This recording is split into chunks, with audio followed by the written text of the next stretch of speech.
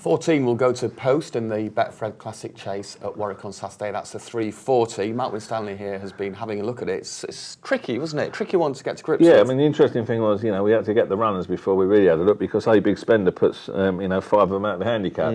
Strongbow's Legend, I was down at Plumpton when that fell, and I thought this was the ideal type for the race, but £5 wrong, that's put me off. A Big Spender's got plenty of weight in these marathon chases. I really do think you want a low weight.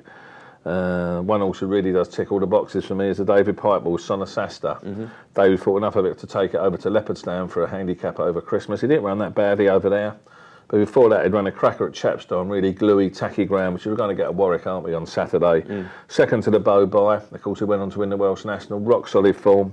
That form tail was in with Giles Cross, who was second year before to Synchronised, who won the Grade 1 at Leopardstown. I think that's all good, solid, real good handicap, solid stand form.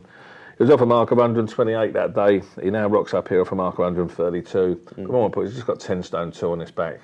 He could have run a couple of others in the race. One of them turned up at Catterick on Saturday, didn't it? Also David Pipes, and you always got to look at Pipey in these sort of these races.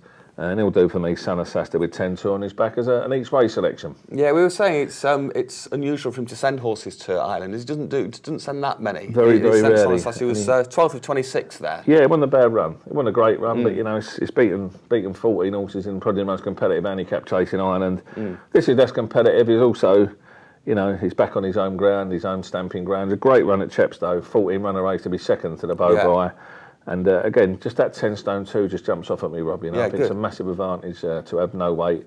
And that Warwick ground, it really does get gluey and sticky. I remember speaking to jockeys and trainers about the Warwick ground, and some, like Chepstow, gets very soft and they sort of slush through it, but Warwick sort of clings to the horse's hooves, and you either do or don't go in it at Warwick, don't you? And you've got to get in a rhythm down them fences down the back there. So it's altogether more tiring then with the ground being like that. Exactly, Rob, yeah. And this Son of Sasta just looks to me to be the ideal type for this race, and with 10-2, that's the real clincher. Good, okay.